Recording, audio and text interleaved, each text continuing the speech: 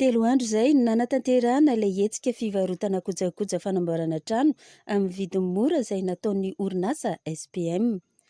Nizotra am-pilaminana izany ary nampihena ny fahasahiranan'ny olona amin'ny fanamboarana trano. Fanazavana entin'ny taleparitry ny varotra Atsinanana Matoa Anna Alendi. Mahakasika ilay fivarotana fitafy fanitso sy fantsika ary tarby tanterahan'ny orinasa SPM tarihin'ny ministeran'ny varotra sy ny fanjifana dia efa 3 andro tokoa nanaovana an'io. Fa hatramin'ny andro any aloha tsy nahitana olana loatra maneky lamina napetraka ny olona tonga tary. Dia niezahana mba samy misitraka azo an'ilay entina daholo zay tonga tary mba samy azo. Dia izay no antony nisy famerana kely amin'ilay entana azo vidiana fa toy foana ny hetsika maro toerana tsara ny vidin'ny matériaux de construction. Fahitanareo azy misy vokany tamin'ny Tony Thomas be zany ity famatsiana matériel de construction ity. Azo lazaina misy vokany ihany ilay izy satria noezahana hipaka amin'ilay tena marivo zany ny nanaovana an'ilay varotra eo anatrehany endrika fanararaotana maro nisy aorianan'ny fandalovana rivodoza zay, sady koa mba fehezana ny vidin'ilay matériaux de construction mba tsy dangana loatra. Tsy piko ihany fa zavatra voafetra anatin'ny fotoana fohy ty action atao ty satria lasa manao faninanana amin'ny mpivarotra ara-dalàna zay tompony ho sehatra io.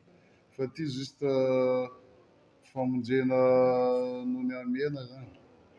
Dia tsy maintsy nandray fanapahan-kevitra amin'ny fitoeram-panjakana mba hitsinjovana ilay vahoaka trabona tamin'ireny.